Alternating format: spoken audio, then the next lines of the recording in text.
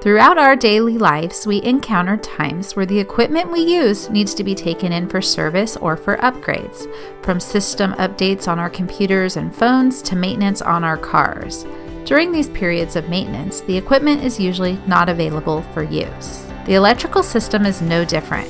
Occasionally, Southern California Edison needs to de-energize and take portions of the system offline so that crews can safely make repairs or upgrades. When Southern California Edison schedules maintenance, we will begin mailing out outage alerts 7 to 10 days before the outage to ensure that you have time to properly prepare.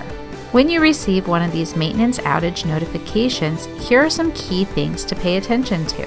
Number 1, the outage number. If you have any questions about the outage or status of the outage, you can call SCE or visit our outage map at sce.com for more information. Number 2, the estimated start and end times.